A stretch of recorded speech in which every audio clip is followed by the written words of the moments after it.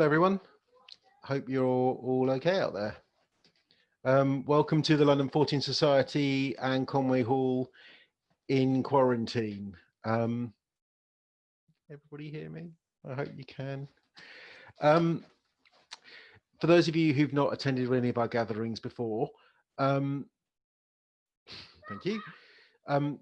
The London Fortean Society, we've been going for, 8 or 9 years now.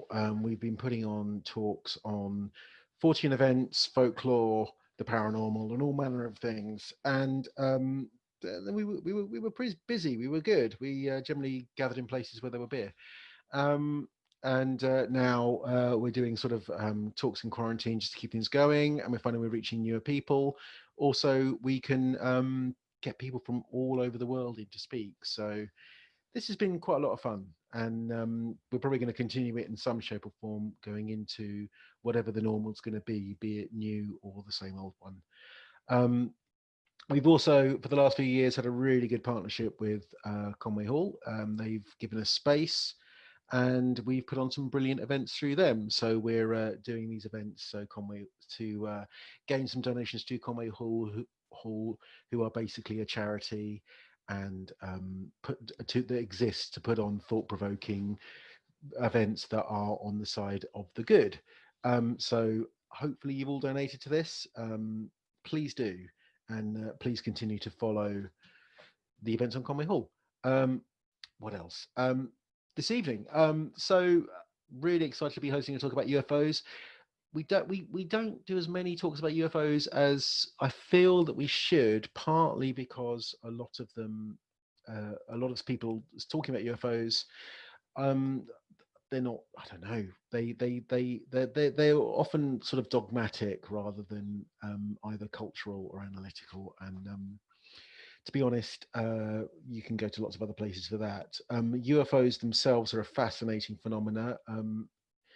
Especially if you exclude the extraterrestrial hypotheses and just think of strange things in the sky. I am aware that I'm rambling, sorry everyone. But what is also really, really interesting, as well as UFOs, is ufology, the collection of people who study this and have made this their life's passion. It's always interesting to hear social histories and social looks at UFOs. So, and this is based on a recommendation from Peter Brooks Smith of the Fortean Times that he published in a couple of issues ago. It's really good to introduce Sarah Scoles, who is a science writer who's written for numerous publications, The Atlantic, The Smithsonian, Washington Post, Scientific American, who has been having a look at ufology in recent weeks. She's also worked at the National Radio Astronomy Observatory, the location of the first ever SETI project, the Search for Extraterrestrial Intelligence.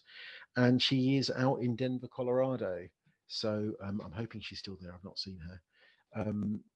Sarah, if you are there, hooray! Yes, hello, I'm here. Hello, yes. Sarah. Hi, thank you for having me. Welcome to the London Fortean Society. Everyone, do please welcome Sarah Scoles, talking on UFO culture, and they are already here. Let's find out who they are. Do please welcome Sarah Scoles. Thank you. Yeah, thank you, and thank you all for having me. I'm just going to see about sharing my screen right now for our presentation. How's that look? Hopefully you all can see that. Yeah, thank you for having me today. Hopefully in this talk you'll learn a little bit about UFOs, about the people who love them, and about the history that kind of comes along with them. Just checking this chat to make sure we can see. Okay, all good. And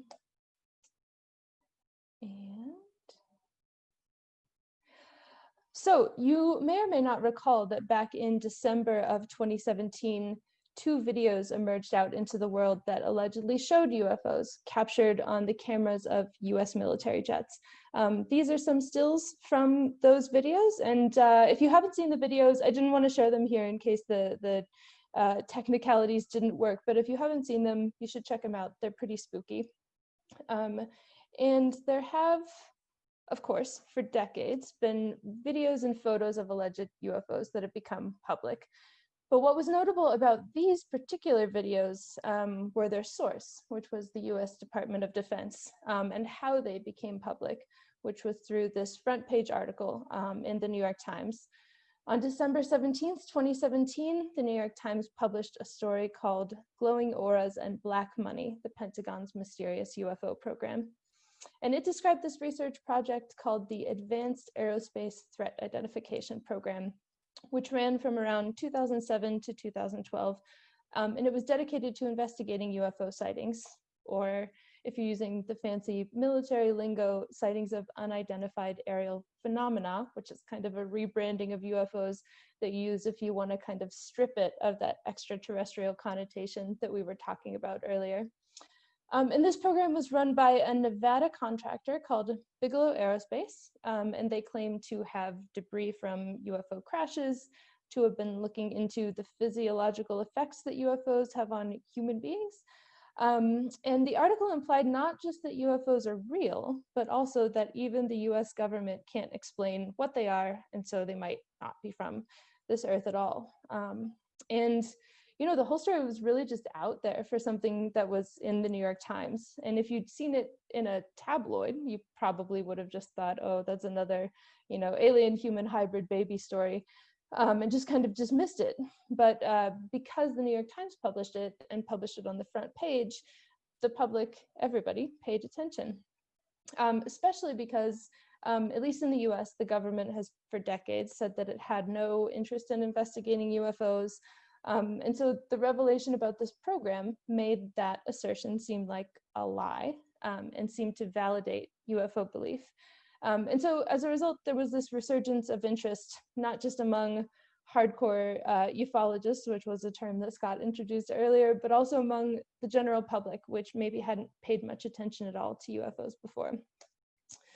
And so this story kind of blew up, making headlines in all these papers here, and you know, also around the world. These are mostly US papers, but you know, newspapers, magazines, internet, TV, and all the time in tweets that I saw where people would say, remember when the American government said aliens and UFOs were real and we all just kind of went on with our lives?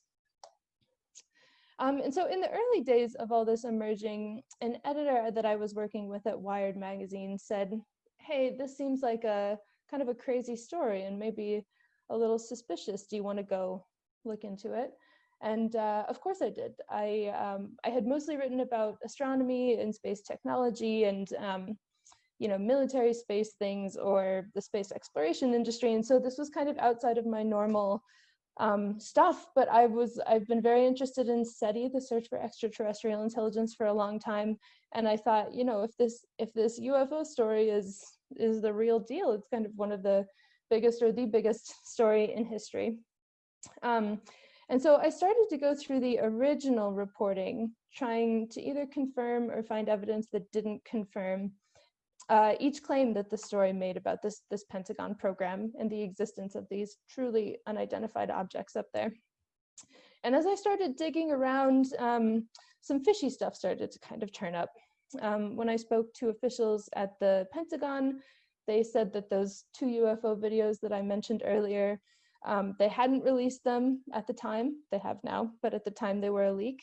I discovered that one of the videos had originally appeared online in 2007 on the website of a German special effects company, which is kind of suspicious. The Pentagon wouldn't confirm that the UFO program's director was its director. Then they later said he wasn't working on the program at all. And then the Defense Department later said the program didn't study UFOs at all, just advanced aerospace technology that posed some kind of weapons threat. So at the end of a couple months, I was just super confused, as I think a lot of people who try to study UFOs are. And I spent many late nights trawling around the internet, trying to figure out who was telling the truth, what the truth actually was. And as I did that, I started to find these people who'd been studying UFOs for decades and decades, these ufologists. And I realized that I'd kind of come to them and to the topic of UFOs with a lot of assumptions. I had assumed that most people who cared about UFOs tended toward the total belief kind of conspiracy theory side of things, and that's definitely an element of the UFO community. But I also discovered that there are many people who care about UFOs who are just really good archivists, really good researchers, good at obtaining and analyzing government documents, putting information in historical context, and also admitting and then laying aside their own biases as much as they could. And they were into UFOs not because they were convinced that UFOs necessarily came from alien civilizations, but because they think UFOs are an interesting and persistent phenomenon, whatever they are, and that they're a fun and challenging problem to try to solve that involves politics, religion, money, media, and much more, in addition to some kind of strange sightings that people can't explain.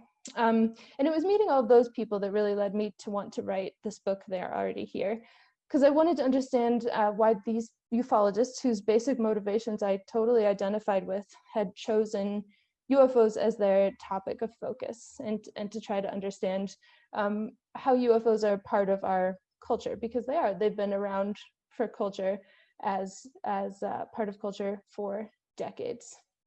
And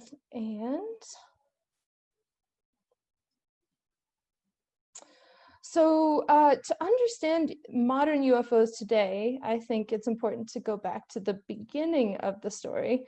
And in terms of modern UFO sightings, that is a guy named Kenneth Arnold in the year 1947. And I'm just going to read a little bit of a section from my book, because I'm technically a writer, not a speaker, and so I probably wrote it better than I would say it. In terms of modern UFO sightings, the first happened to a pilot and businessman named Kenneth Arnold. In 1947, he was flying his Cal Air A-2 between Chehalis and Yakima, Washington, when he took a detour to search for a downed Marine Corps aircraft. There was a reward for anyone who could find the plane and who couldn't use $5,000. Arnold flew around searching for a while and accidentally found something else, something much stranger than what he'd actually been looking for. As he watched, rapt, 9 objects flew through the air in formation. That's nothing crazy, really. You'd call it a fleet and go on with your day. But the craft appeared to be traveling much faster than the jets of the time. Arnold allegedly clocked them as they flew between Mount Rainier and Mount Adams at significantly more than 1,000 miles per hour. When he landed back on the ground, he claimed later, told an East Oregonian reporter that the objects skipped like saucers on water, referring to their motion and not their shape.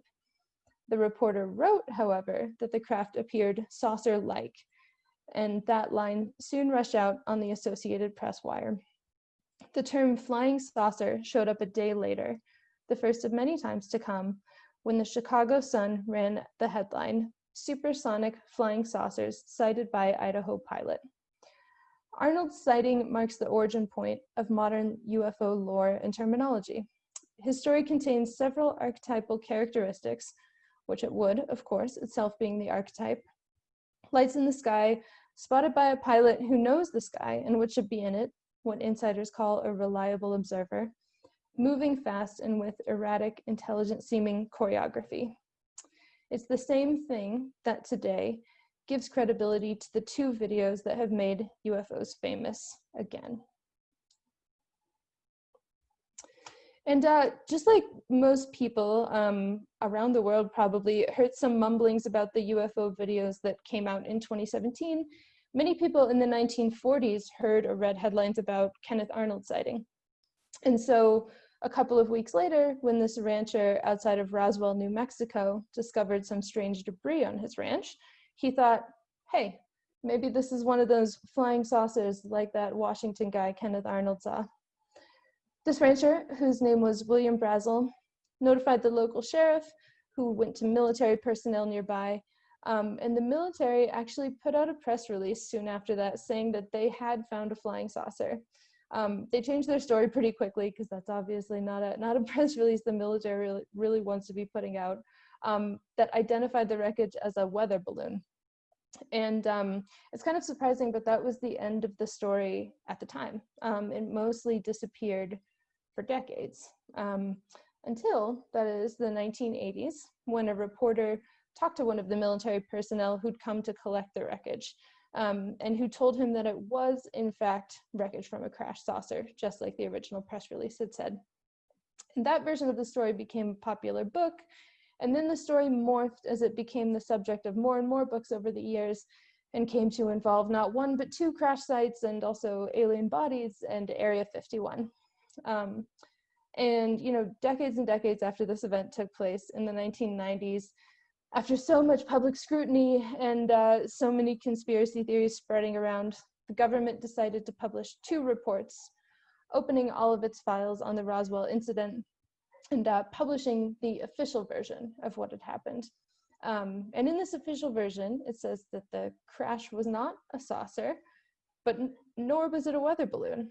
It was a top secret nuclear test detector that flew at high altitudes.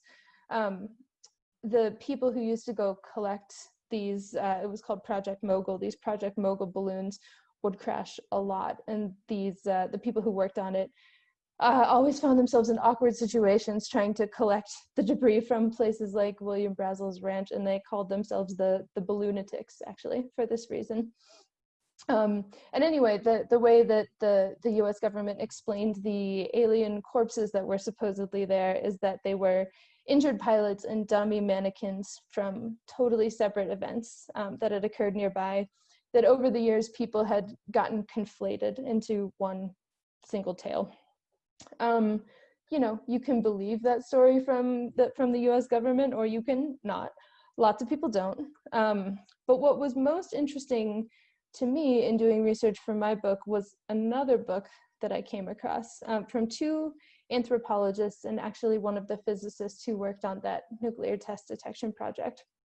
And they analyzed how this story about Roswell had evolved over time, and kind of showed that it followed the same path as any mythological or folkloric tale throughout history. I know Scott mentioned that you all have some folklore talks, so maybe this will be interesting. But they kind of traced its evolution as being the same as many of those sorts of tales, suiting itself to kind of the cultural mood and the zeitgeist of each new iteration when it appeared.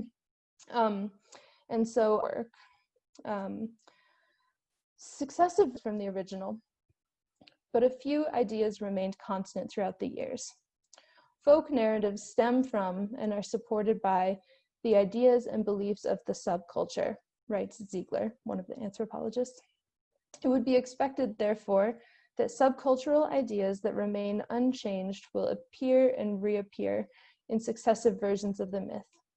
Roswell's many iterations, and so our subcultural ideas, point to a few stalwarts. 1, the government doesn't want you to know about aliens. 2, saucers are spaceships. 3, saucers crash. And 4, aliens look like little human beings. And another central motif, according to this analysis, easily emerges from the Roswell story and appears in most modern UFO stories. A monster, the government, is keeping secret something that could help humans, and the hero, the ufologist, must set the something free. And so in its elemental form, Roswell is a tale as old as time. But why would people resurrect and perpetuate the Roswell story? The same reasons, say these anthropologists, that people have always passed sensational stories along: performance, entertainment, attention, escape, and money. Books are not the most lucrative pursuit, but they do lead to paid speaking gigs, television appearances, and thought leader status. And that happened for the purveyors of the Roswell story. And the Roswell myth also brought UFO believers together as an us facing a them. Whenever the us of a subculture shrinks and belief dips low, group morale sags, and magically a mutated myth may pop into existence to reunify them. Like I said, that seems to have happened with the Roswell story, and when it became popular a few decades ago, and it also seems to be happening right now, actually. New people, younger people, now have their own UFO story, a US government UFO story to kind of rally around. And even people who'd had no interest in UFOs before kind of perked up at the notion since they became big news again. And UFOs have also made their way into polite society, at least in the US. I'm not sure about in the UK. But with the US government seemingly taking the topic seriously, lots of people who are kind of casually interested take the existence of UFOs, and specifically of alien UFOs, as sort of a given. But to go back to Roswell, I would say that today it doesn't actually much matter what happened in Roswell those many, many years ago, because the mythology around it has kind of taken on this full life of its own, where the town's name is totally synonymous with flying saucers and aliens and government cover-ups. And it's just kind of fun, I think. And they have a festival, which this is a picture from when I went to the festival back in 2018. That was my sister and my dog, who was wearing booties because it's very, very hot outside. And it's just, you know, it's a gathering of people who are very serious historians of Roswell, and have done a lot of documented evidence gathering, but then mostly people who are just kind of casually interested in what is going on. And I think it's a cool thing that unites people from the full spectrum of ufology, from the casual observer to the totally serious person. And in some versions of the Roswell story, military officials take the evidence that they gather up from the Brazel's farm and drive it out to a secret base in Nevada called Area 51. I'm sure lots of you are very familiar with Area 51, but it too is almost synonymous with alien cover-ups. It's supposed to be where the US government hides UFOs, that it is reverse engineering, and where it keeps live or dead alien specimens, depending on who you're asking. But really, how did it get that way? And I was surprised to learn, actually, that it got that way, really just because of one guy, a man named Bob Lazar. Bob Lazar went public in 1989 on Las Vegas television with this story about how he'd worked on reverse engineering extraterrestrial technology inside the base. And if you're not familiar, reverse engineering just means taking a piece of technology, taking it apart, seeing how it works, and then building kind of your own version. And he said he'd seen paperwork showing that aliens had messed around in world affairs for many years. He went on television a few times, then it kind of went viral, we'd say now, and that's really it. The mythology is all because of this one guy, a news network, and the spread of information. And there's really no evidence to back up Bob Lazar's story. But the thing about it, the very clever thing about it, is that it's also impossible to prove wrong. You cannot demonstrate that there are no aliens and that there are 0 spaceships inside a very, very secret base, which the US government didn't even acknowledge existed until 2013. But here's what we actually know about Area 51. It is the place the CIA chose to develop and test advanced aircraft during the Cold War. It's the birthplace of the U-2 spy plane, which flew very, very high and took spy photographs inside of other countries.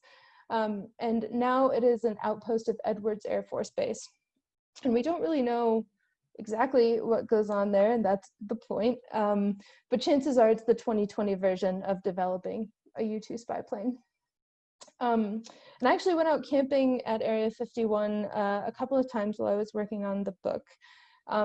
It's a fascinating place if you ever get a chance to go. As soon as my sister and my friend and I pulled into the valley where it is, we saw these 4 orange orbs kind of hovering in a perfect saucer shape right above us. And it was amazing that as soon as we got there, we saw exactly the thing that people say that they see. And then we kept seeing them for hours as we drove along and through the valley, and they would just appear in the shape and then kind of fizz out and disappear. And when we set up camp, we saw another strange thing, which was a bunch of tiny white blinking lights kind of arrayed in a perfect matrix, that they would just kind of appear, take over almost half of the sky, move in unison, and then just disappear. And it really made me understand why there are these ideas about what kinds of strange extraterrestrial technology might be in Area 51, because it's creepy, it's weird, it's cool, and it's you know, it's a secret, and there's something very appealing about secrets. And you know, they put a lot of effort there into trying to keep things a secret. There are guards in these big Ford Raptor trucks that drive around and follow you if you get too close. There are road sensors where when you drive over them, it kind of alerts the guards to where you are, how fast you're going, which direction you're going. And there are cameras, lots of places, probably many places that I didn't even see them, I am sure. Anyway, the point is, it's a fascinating place. It has real secrets, and there is truly strange stuff in the sky there. And you can try forever, really, as this guy, his name is Jorg Arnu, and he's the one who kind of gave me a tour around the outside of Area 51. He moved to this part of Nevada about 20 years ago just because he became super fascinated with what was going on there and with trying to figure it out.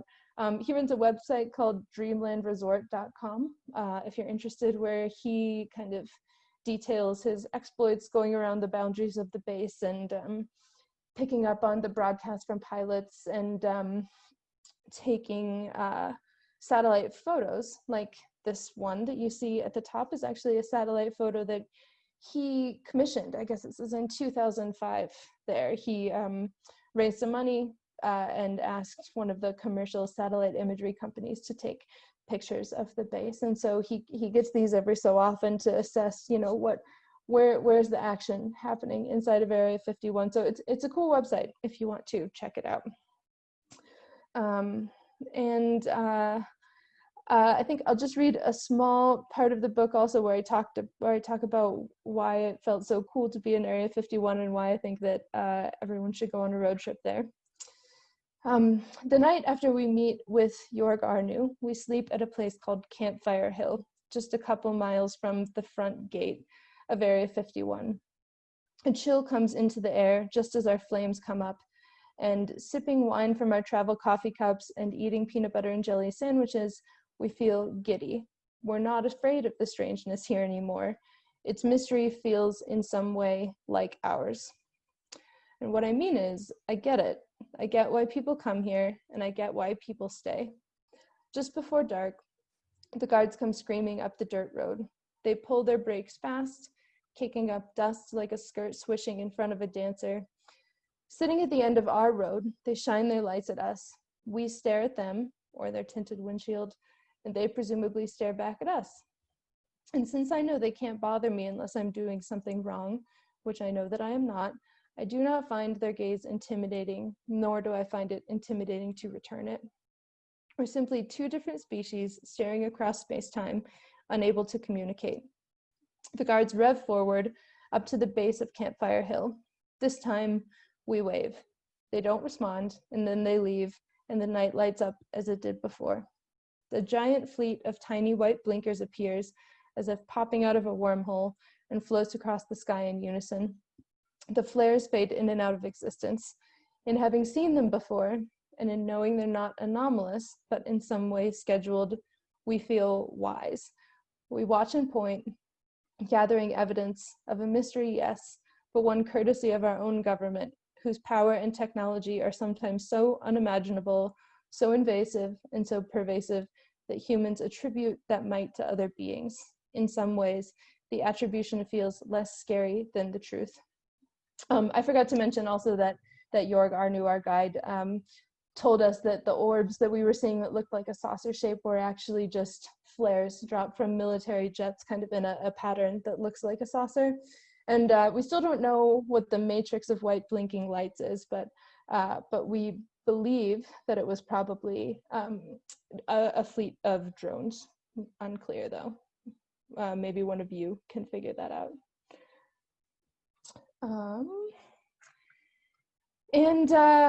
This next slide kind of shows the sillier side of Area 51. I'm not sure how much of a news story it actually was in London, but last fall, there was an event called Storm Area 51 that started when this college student created this joke Facebook page called Storm Area 51 because they can't stop all of us, even though they definitely could. And even though it was a joke and kind of just a way for people to make a bunch of funny memes, the page got millions of RSVPs to an event where they said that in the middle of the night, they were going to run past the gates of Area 51 and find out all the alien secrets. And so, yeah, when the event moved offline and into the real world, it culminated in this festival where millions of people didn't show up because it's easy to RSVP on the internet and it's hard to drive to the desert in Nevada. But a few thousand people, and at the appointed time, it was really just a few dozen people who appeared at the gate. This is one of the guys I met who made this sign. It's called Let's See Them Aliens. And Bud Light created this special can of beer for the event. And it was really just kind of a fun time. I think only one person, maybe a couple, actually tried to get past the gates and were kindly escorted back out or arrested, but it was very far from a raid. But I think what this event shows is just how far a myth with not a lot of evidence behind it can go, in part because it has the ring of truth. You can't prove it wrong, and there are secrets inside of Area 51, even if they're not alien, and also as this festival shows, because it's, you know, it's fun. It's fun to think about these things.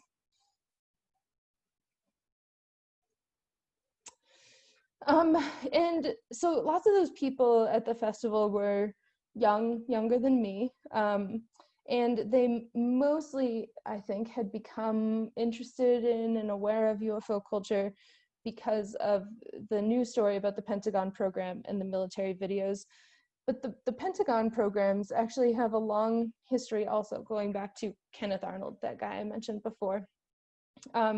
Before the Advanced Aerospace Threat Identification Program, there were these other projects, Project Saucer, Project Sign, Project Grudge, and Project Blue Book, that ran for decades, from around the time of Kenneth Arnold's 1947 sighting through 1969. And they all had kind of the same structure that this modern UFO investigation program allegedly had, which was that they would take in sighting reports and then they would go investigate them. And there's a lot of evidence, kind of oblique evidence, but evidence that not all of this work was done in good faith. The US government thought that people were a little too worked up about UFOs and a little too interested in them, and they were worried that there would be panic among the populace and that their reports and distress would clog their intelligence channels, and then the Soviets could do something nefarious over American skies just because everyone was worried about UFOs. And so part of the goal of these programs was to investigate sightings, pin them down as something totally normal, then release that information to the public so that people would say, oh, well, see, it's nothing to worry about. It's just Venus, or it's just this atmospheric weirdness going on. And that they could show us, if these are explainable, most things are probably explainable. Therefore, everybody should calm down and stop bothering us about UFOs.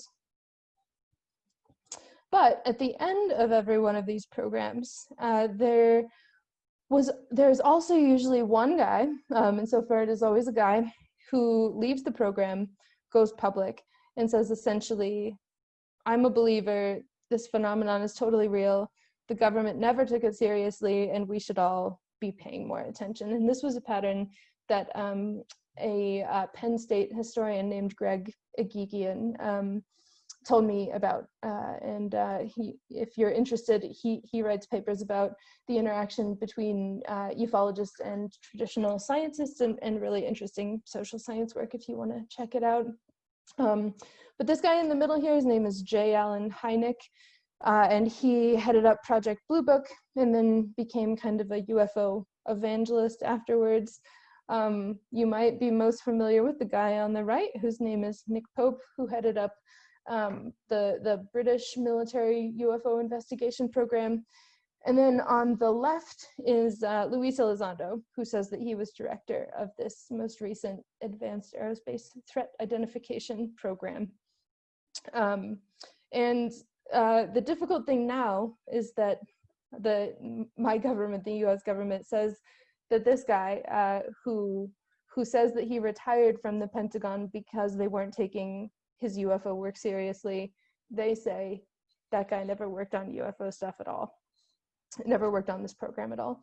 And so, you know, it's confusing, and that has to be somewhat on purpose. You know, the U.S. government has the capacity to clear up the confusion that exists right now, and it must serve everyone's interest to kind of let it stay like that for a little while. But that confusion and the contradiction and the fuzziness of all of it is part of why some parts of UFO culture, I think, not all parts of UFO culture, function kind of a lot like a secular religion. You know, some people who are interested in UFOs engage with evidence and data, not in the way that they would if they were approaching it scientifically. They engage with it like a belief system. And there's nothing wrong with that. It's just a different way of interacting with data. And anthropologists have been studying this idea for a while. You know, most of the scholarly work that exists about UFOs isn't actually about UFOs, but is about the people behind UFOs and the UFO community and how it kind of functions as a New Age religion. And there are two ufologists, not social science scholars, but who also say this. I'm sure there are more, but these are the two whose work I talk about in the book. One of them, his name is Robbie Graham, whose quote is on the screen right now, and another one is Christopher Rutkowski.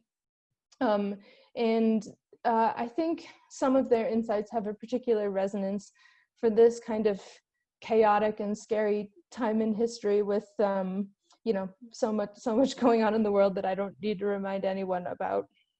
And so here are some of their insights from the book. This is a small reading bit. In certain circles of ufology, there exists a pseudo-omnipotent, pseudo-omniscient extraterrestrial species, which also offers humans something more and better than we have here on Earth. Maybe it's unimaginable technology that can take us to the stars or solve the energy crisis. Maybe it's benevolent intervention into world affairs as they nudge us in the right direction. Maybe it's just the sense that if aliens can survive and advance for millennia, we can too. These aliens' longevity and advanced technology provide humans with something to strive and hope for.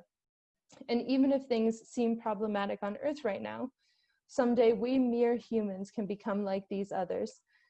After all, the only material thing that separates us from them is their R&D. As Christopher Rutkowski, who conducts the Canadian UFO survey, wrote in a recent essay, by shifting their omnipotent deity from a spiritual god to a more technological entity, UFO cults place humans at par with their saviors. UFO belief ebbs and flows, Rutkowski says, with the tug of social, political, and economic turmoil. When things get really bad, he says, you turn to a higher power. If you're more mainstream, maybe you start going back to church. But for people who are not spiritual in terms of mainstream religion, they will turn to these aliens as omnipotent beings who will have some way of solving these problems. So that's one perspective on a segment of the UFO population, which I should say again is not representative of the whole, but I think is a fraction of what is going on.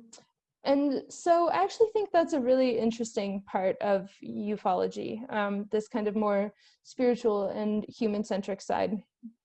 And it shouldn't have been a surprise to me then when I visited the UFO Watchtower, which is in Colorado's San Luis Valley, about 3.5 hours from where I live in Denver, and found that this place seemed to fulfill a lot of the roles that a church might in someone's life. Letting people share beliefs, letting people gather in a community, and letting people search for and commune with some kind of higher power, in this case, the power of an alien with sunglasses on. So the UFO Watchtower is a tourist attraction that's just across the street from Great Sand Dunes National Park. You can camp there, you can stand on a platform that you can kind of see above this woman's head and look for UFOs in a group. You can check out a miniature museum and a book of sightings that people have had at the Watchtower. And there's also a garden, which is what you see in the picture on the right, where people leave these little souvenirs, kind of pieces of themselves as sort of offerings to the two alien beings that the Watchtower's owner says guard the energy vortices on the property. That's a lot of words, but that's how they're described. And I mean, you can make of that or believe of that what you will, but it's kind of a shrine to the place itself, and it can feel pretty meaningful to wander through this garden and see what people who've just been passing through have left before, and then to go inside the museum and to hear people tell of their own experiences and sightings. And the picture on the left here, again with my dog who goes on a lot of my reporting adventures, the person who is not my dog, her name is Annie, and she recently took over working most days at the UFO Watchtower, and she kind of led a hard life before she came to Hooper, the small town where the Watchtower is. She'd had kids really young, she'd experienced homelessness, she'd had issues with substances, and she'd come to Colorado from a homeless shelter as a kind of Hail Mary effort to get back on a track that she wanted to be on. She experiences and listening to the experiences that other people had. And I just found it a really nice place for people with all different kinds of opinions about UFOs to gather and share something that's meaningful to them. And I also found the same thing about the Colorado Mutual UFO Network, a branch of MUF, the global MUFON group. When I went to these meetings, I found that they were a lot like a church, where people deal some in history and evidence, but a really important part of the meetings is kind of sharing personal sort of spiritual experiences without fear of judgment.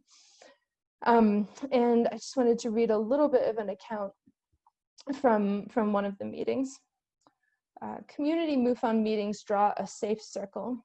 Inside it, you can talk about whatever kind of UFO experience you want, for however long you want, and people generally won't judge it or you for anything other than what it is or you are, your experience and yourself. Listeners won't walk away freaked out or embarrassed, no matter how out there your story sounds.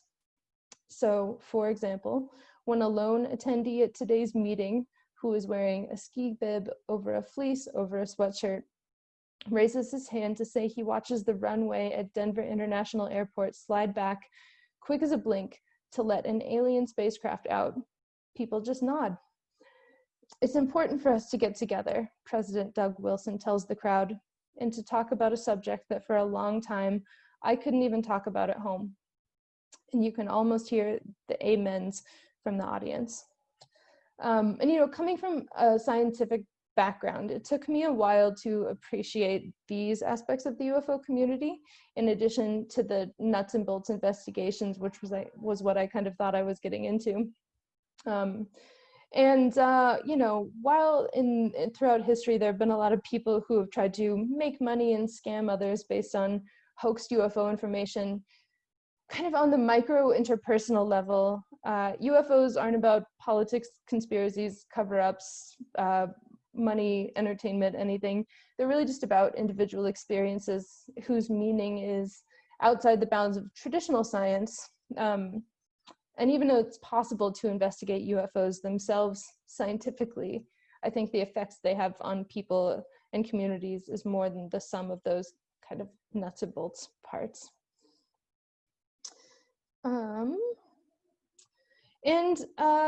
As the final part of the talk, I kind of want to pivot away from UFOs specifically to talk about the beings behind the one particular interpretation of UFOs. I'm sure lots of you have your own ideas about what UFOs are, whether they're classified aircraft, just conventional objects that happen to look weird, atmospheric phenomena, hallucinations, whatever your stance on them is. I think it's fair to say that the most common interpretation is still the alien hypothesis, the extraterrestrial hypothesis. And I want to talk a little bit about another group that is interested in aliens and what they and ufologists have in common and can maybe learn from each other. And I'm talking about SETI astronomers, search for extraterrestrial intelligence astronomers, who mostly look for radio emissions from alien civilizations and are kind of now diversifying the source of signals they're looking for. And there's really just one big difference between SETI astronomers and ufologists, and it's that SETI astronomers believe aliens could be, out there somewhere. And ufologists who subscribe to the extraterrestrial hypothesis believe that the aliens exist and could be right here instead of out there. So something SETI scientists are really keen on is being alert for anomalies in their data. Strange things that could suggest something unknown in the sky, and so could possibly suggest an alien origin. And so, in a way, ufologists are interested in the same thing, just closer to home and usually with your eyes and not with a telescope. And so I just want to go through a couple of times that SETI astronomers have been wrong about potential detections and talk about what that reveals about how investigations and our minds work. So Scott mentioned in my introduction that I used to work at the place where they did the very first ever SETI experiment, which is a tiny town in West Virginia called Green Bank, in the Green Bank Observatory. And this is a special place to me. I like it there a lot. And back in 1960, so actually just celebrating its 60th birthday, is Project OZMA, the very first modern SETI project, which an astronomer named Frank Drake undertook. No one had ever really looked for aliens with a radio telescope before, and so when Frank Drake proposed this project, he said, I want to point this telescope at two stars that are kind of like the sun, and just see what we hear. And because it was the first time that anyone had tried this, they kind of thought it might work right away, which is what he first says. These are some words from him up on the screen. Whenever you search for extraterrestrial intelligent radio signals, you always feel at the beginning that the signal may pop up right away. And when he first started his Project OZMA experiment, a few minutes went by, and then it happened. Wham! Suddenly the chart recorder started banging off scale. We heard bursts of noise coming out of the loudspeaker 8 times a second, and the chart recorder was banging against its pin 8 times a second. We had never seen anything like this before in all the previous observing at Green Bank. We all looked at each other wide-eyed. Could it be this easy? And of course it couldn't. What Drake was actually picking up on was what astronomers call RFI, or radio frequency interference. That means signals from our own technology that kind of masquerade as something coming from the universe. And I think that is one good lesson for ufology that it has also learned itself, which is that it's easiest to sense ourselves. When you're looking for alien technology, something you're also probably going to detect is human technology. And so it's good to keep that in mind. And I think it's easy when you're going out hoping that you will find evidence of something extraordinary to interpret something that seems anomalous as truly extraordinary. And it's good to keep that hope. It's what keeps projects alive, but it's also just a good cognitive thing, I think, to be aware of. And there was this other time in the 1960s when a radio astronomy from Caltech in California discovered this really bright object that astronomers called CTA 102. It seemed to be really far away, and it was very powerful. And on the left there, you see a picture of what it looks like in radio, which is not very pretty, but it is what it is. Anyway, later that same year, a Russian astronomer named Nikolai Kardashev wrote this paper about something he called the Kardashev scale, which was a way of classifying hypothetical alien civilizations. A type 1 civilization uses all the energy from its star.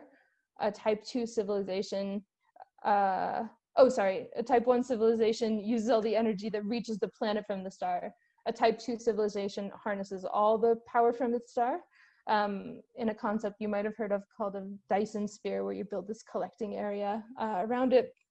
And a type 3 civilization harnesses all the power from its own galaxy. And so Kardashev suggested that maybe this CTA 102 thing that people were seeing was an example of a type 2 or 3 civilization that was harnessing energy from its whole star or its whole galaxy. And so he proposed an alien hypothesis for CTA 102.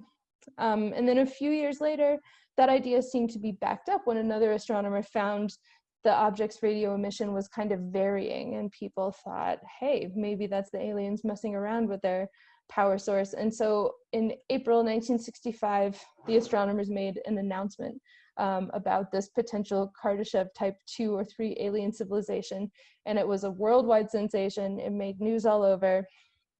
But not very long after, another telescope in California showed that CTA 102 was just a thing called a quasar, which is a very powerful galaxy, a very active, powerful galaxy, which astronomers hadn't known existed before that. And I think this story is a good reminder that physical mysteries, even ones that really smart people think could be aliens, often have physical, not biological solutions. And I think that SETI keeps astronomers alert for anomalies like this, and ufology keeps astronomers alert for strange things in the sky. And I think it's important to try to explain it through non-alien means first, and if that works, great. You've discovered something new about the universe or a military project.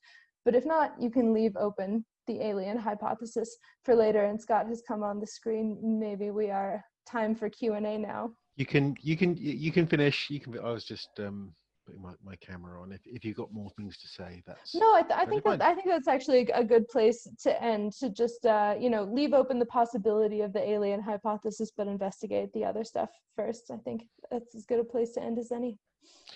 Cool. Thank you, Sarah. That was really enjoyable. I'm sure there'll be lots of questions. If I've got a couple, if other people don't ask them, then I might ask them. Actually, is your dog around? Is your dog? She's in the other room. Do you want me to bring her over here? Yeah. We'll see. Hey, Riva. We'll see if she comes. So I'm a big fan of Labradors. I think is she a Labrador? Okay. She is. She's a Labrador Beagle mix. Mm-hmm. Wow, that's an amazing mix. But yeah, who knows? This is not relevant. So we've got a number of questions. I'm going to open microphones to people and see if they want to talk. The first question goes to Alex. Alex has got a question that a number of people have asked. So, Alex, are you there? Alex. Oh, hi there. Hi there. Thanks for that. That was really fascinating stuff. Thank you. I was just wanted to know, could you tell us the name of the anthropologists and their work that you mentioned about the Roswell myth? Yes.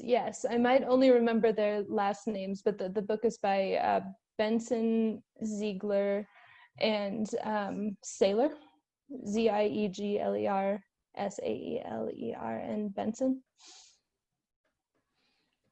Cool, thanks, Alex. Jay, just the name, name Jay. Are you with us, Jay? Okay, that's always fun when this happens. Okay, so I'm going to go to Ian Goddard. Ian Goddard, prepare yourself.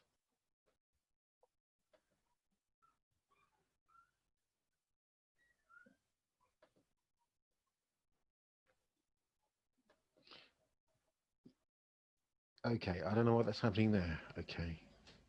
Sorry, Sarah. So, I mean, my question is, how much in the field were you while research? Because I must confess, I haven't read the book. Really sorry. No, no, how much in books the are long.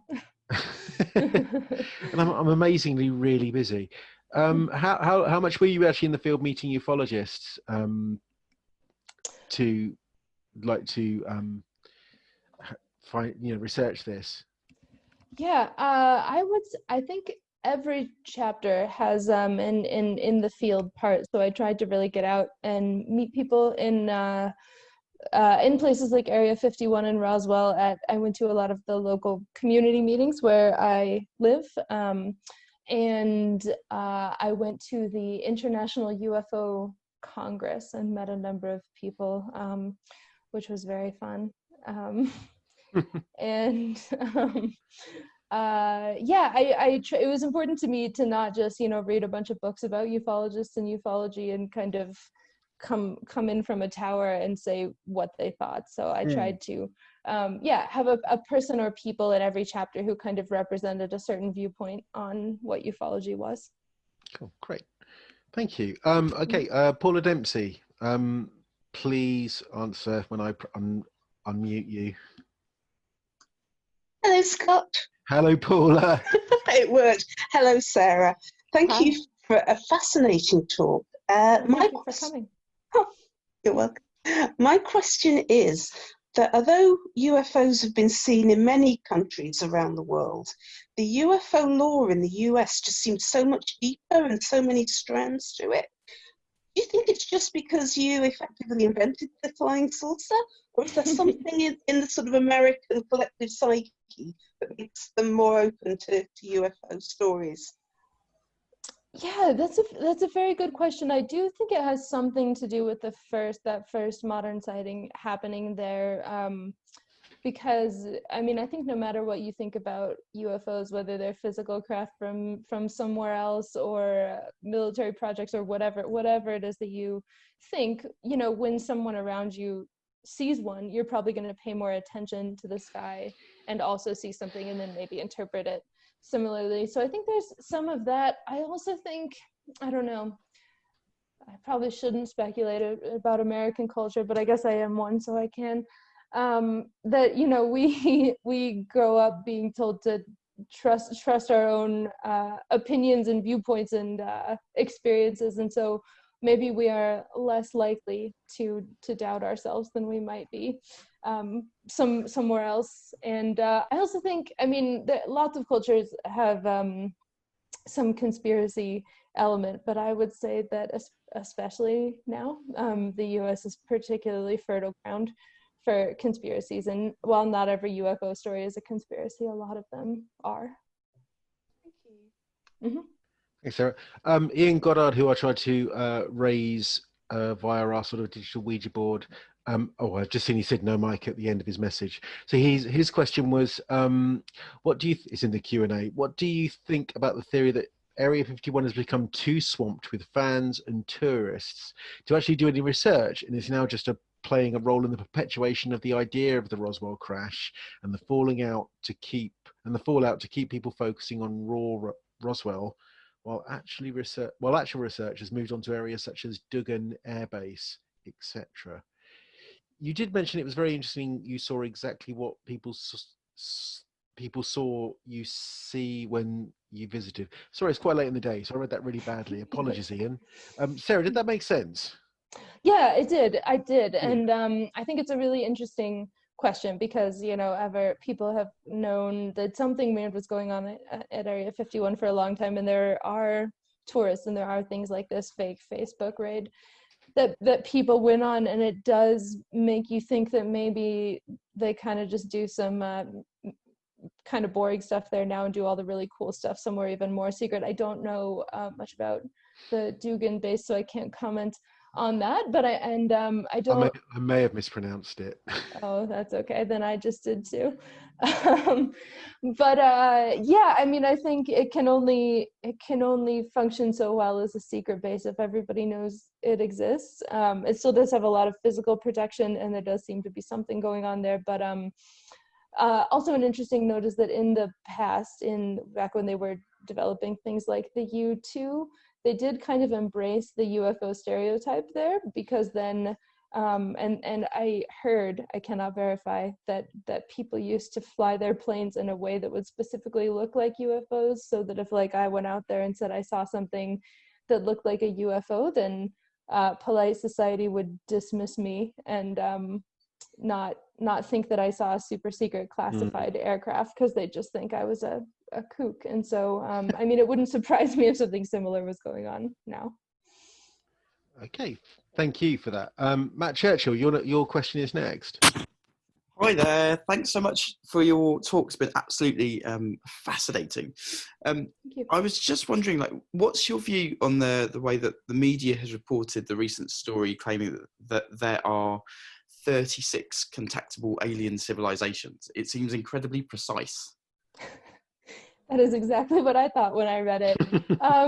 Yeah, I mean, to be honest, I think that anything calculating the number of extraterrestrial civilizations that could be out there is, I mean, it might be a good guess, but it's a guess. As one SETI astronomer named Jill Tarters is fond of saying, we only have an N of 1 to know, you know, what life is like and how it develops and what it takes. And so everything that we have beyond that is really just speculation. And for every study that says there's 36.257 civilizations out there, there's another study that says there's nobody out there, or there's 100,000 out there. And so I think it's interesting to do that kind of speculation, but I also think that nobody really knows.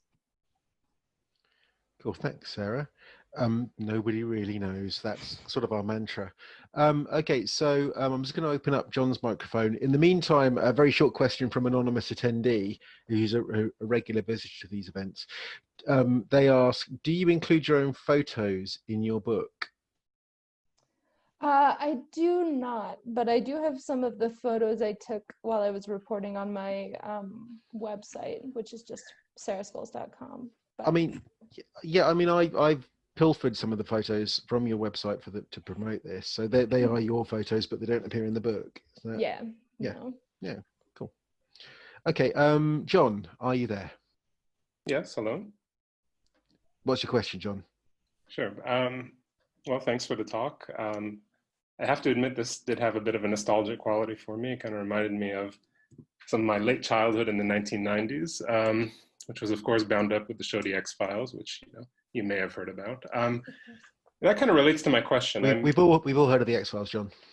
I just confirming. I hear Scully is quite a presence in London, actually, but it's another.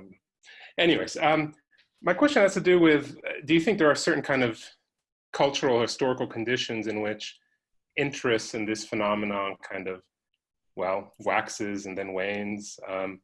I do wonder if there was something distinct about the 1990s where there was an increase in phenomena. And then, with an event like 9/11, it seemed that kind of massive, obviously cultural event kind of seemed to pop that bubble a bit of interest. So I'm just wondering if there's something about, our current cultural conditions that might be conducive to. Yeah, I'm not sure how our current cultural conditions would match up with whatever made the 90s such a powerful moment, which I agree they were. The people I talked to, the social scientists, kind of compare now more to the early Cold War times, and talked about how people tend to, UFO belief as a whole tends to go up, or UFO interest, I guess, not belief, tends to go up when people are afraid of outsiders on Earth, and then kind of like project that fear onto things in the sky. And also when they're worried about a lot of stuff and there's a lot of turmoil. And I think that relates to that kind of the religion side of things that some of the people I talked to said, where, if everything is chaotic around you, then you want some kind of higher power, and maybe you go to church, and maybe you look to the other kinds of skies. But I'm curious actually what you would say about the 1990s and what led to popularity there, if John is still around. Me? I'm sure John's still here. Yeah. Okay. How are we doing? There's a couple more questions out there. If you've got time to answer them, Sarah. Yeah. Okay, brilliant. Well, I'm going to open up the mic of Tristan. But there is a question here about Nick Pope and your understanding of him, which I might open up to. People wiser than me about UFOs know that Nick Pope didn't really run the UFO investigation thing for the British government. He kind of sat at a desk and did admin, but the person who's here who could tell me that is currently being quiet. But if any of you have got anything to say about Nick Pope, please raise your hand or put something in the chat. I have also heard that about Nick Pope, but I did not do enough of my own research to say it. But there do seem to be some parallels between that and the situation in the U.S. with the questions about how much of a role Luis Elizondo actually played in our program. I mean, yeah. Nick, he was definitely a civil servant. That's how I understand it. But yes, I think we're going to go that far. Tristan, are you there? I am. Hello. Can you hear me? We can hear you. Please be nice. Hello. Of course I will be. Sarah, thank you. That was a fascinating talk. The question that I had was, I was just wondering in the course of your research, if you interviewed anyone that claimed to have a UFO experience that really didn't have any background or in UFO culture or any prior interest in ufology, and what you think could have led them to interpret their experience in the way that they did. That's a good question. I would say there was a woman I interviewed who is a MUFON investigator here in Colorado. Her name is Katie Grabowski, and she had UFO sightings when she was a kid that she kind of just dismissed, and then went about her life and didn't have any interest in or interaction with UFOs, and didn't think about those sightings at all until she started watching some television shows that involve aliens and UFOs, and made her think back to that. So in that case, I guess it would be the influence of media that made her go that direction.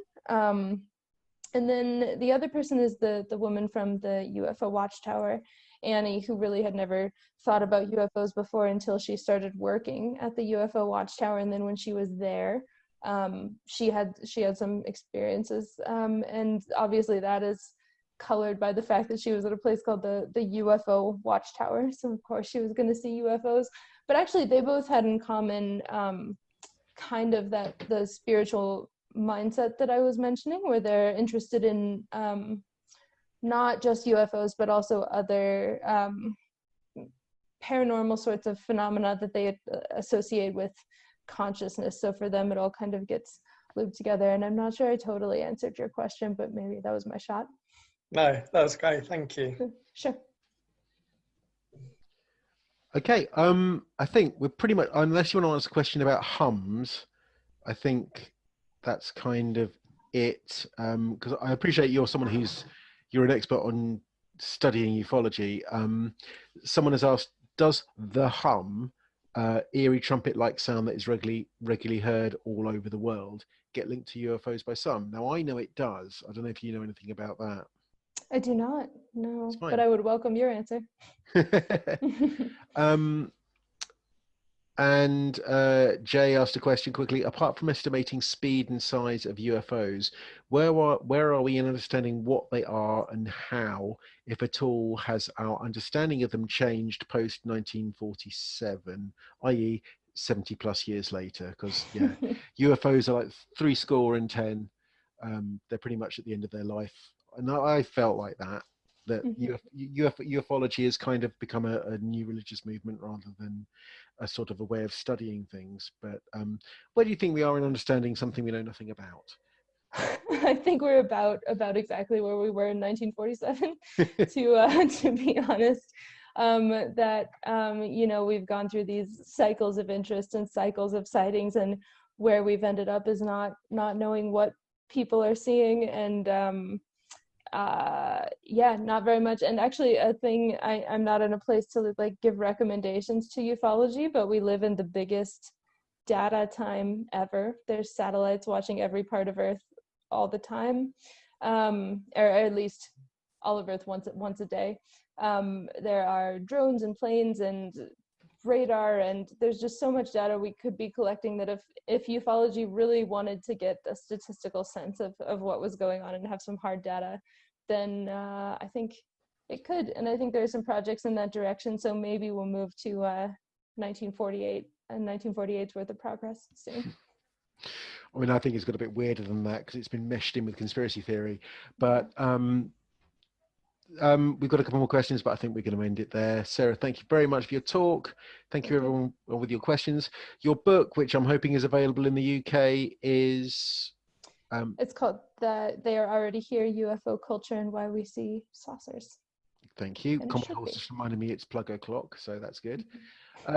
Thank you everyone. Thank you everyone for attending. That was a lot of fun. Thank you, Sarah. Thank you. Keep us posted with your work. Conway Hall is continuing to events all through the lockdown. Our next one is on Sunday, and it's about portrayals of race and ethnicity in museums and museums that steal things. We'll be doing some things later on in July. I just haven't booked them yet. Thank you very much, everyone. We've been the London Fortean Society. Thank you to Sarah. Thank you for all of you for attending and your questions. When it's a room, I'm a lot more comfortable wrapping things up. So thank you, and we hope to see you again soon. Do keep an eye on everything that we are publicising. Thanks a lot. Thank you. Thank you. Bye. Bye.